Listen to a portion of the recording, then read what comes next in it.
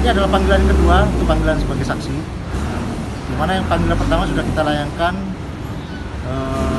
2 atau 3 minggu lalu. Nah, kita juga tahu dan udah ada di media massa, Pak Lintan nggak bisa hadir, Mbak.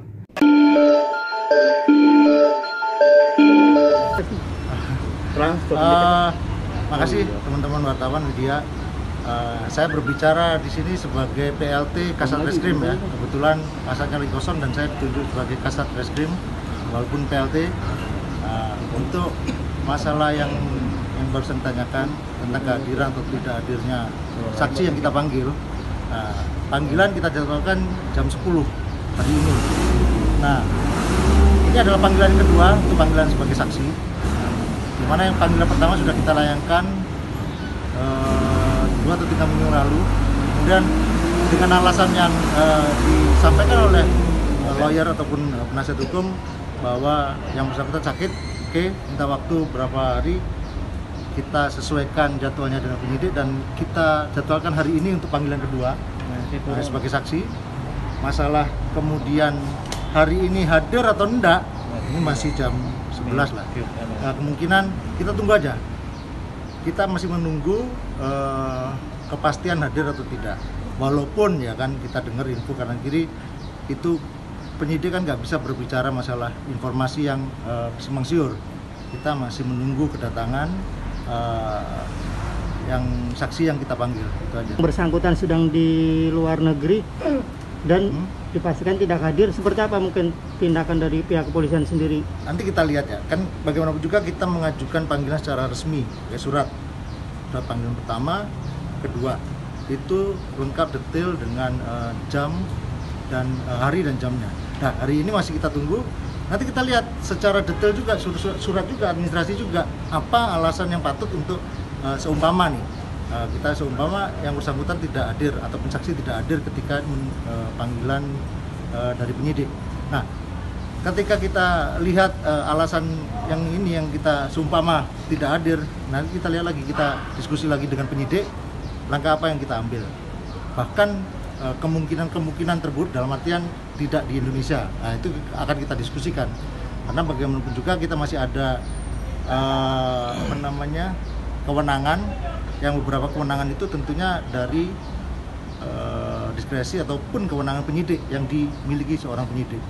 Bisa nanti kalau nggak datang 2 kali kita membawa saksi ada. Tapi kita lihat lagi kalau memungkinkan nggak, karena sebatas sebagai saksi.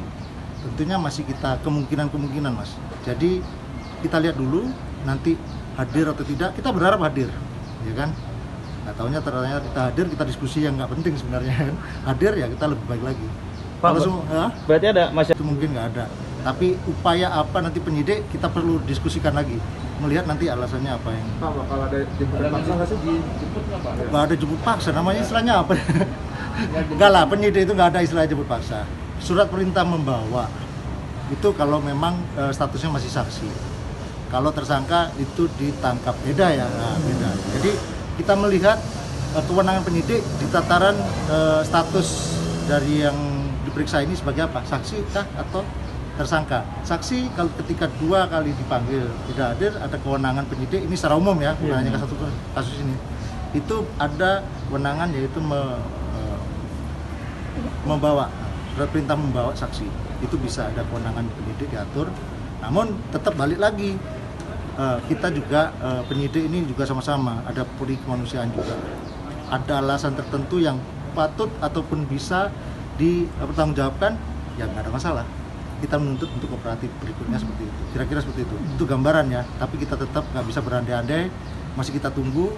Kita berharap datang dan lancar semuanya. Bukan karena nggak hadir, beda. Jadi ada 2 hal yang berbeda. Karena tidak hadir dan tersangka, tidak. Tetap karena perbuatan yang dilaporkan padanya, dituduhkan padanya. Itu kira-kira. Pak, tapi sejauh ini 2 unsur alat bukti sudah cukup belum Pak? Oh, itu nggak bisa ngomong sini. Saya sekali lagi, saya masih baru di sini. Itu kewenangan penyidik semua. Tapi tentunya akan saya akan lihat nanti kasusnya. Walaupun seorang kasat pun tidak bisa serta-merta mengintervensi A menjadi B, B jadi C, enggak. Apalagi sekarang kita harus ngorek-ngorek ini, ngangkat ini, enggak boleh. itu masih dalam proses penyidikan. Itu gambarannya. Mau unsurnya terpenuhi atau tidak, nanti akan beriring sejalan dengan waktu akan ketahuan jadi tersangka atau enggak. Kira-kira seperti itu. Teknis dan taktik penyidikan itu perlu kita hati-hati dalam berbicara di sini karena menyangkut prosesnya. Nah, mungkin kira-kira gitu. Berarti untuk agenda hari ini batasnya sampai jam berapa kira-kira Pak? Apa hanya menunggu informasi atau seperti apa? Ya, nanti terserah penyidik berapa apa. Karena bagaimanapun juga kita kan tunggu ada jadwal. Kita sudah merencanakan hari H jam segini. Itu sebenarnya penyidik sudah mengosongkan waktunya supaya tidak bentrok dengan penyidikan atau jadwal penyidikan yang lain. Nah, masih toleransi mungkin jam 12, jam 4 itu tergantung dari penyidikan. Tapi tentunya kalau kita berharap itu lancar semua ya. Kalau lancar semua pasti enak. Cukup? Oke, ya.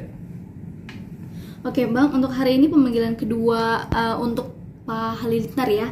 Apakah Pak Halilintar bisa datang untuk hari ini Bang? Pak Halilintar, sebagaimana kita juga tahu dan udah ada di media massa, Pak Halilintar nggak bisa hadir Mbak. Kenapa nggak bisa hadir? Pak Halilintar ada lagi menjalani pemeriksaan kesehatan di luar negeri, tepatnya di Malaysia.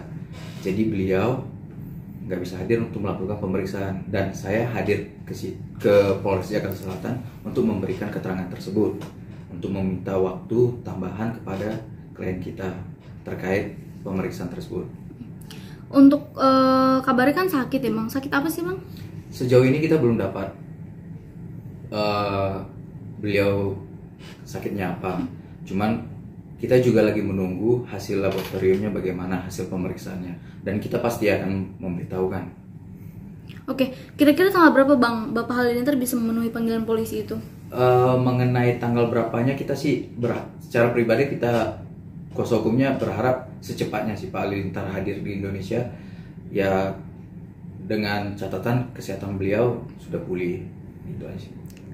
Oke. Untuk mengenai tanggal berapanya ya kembali lagi kita minta doa dari rekan-rekan sekalian aja biar kesehatan beliau cepat dipulihkan.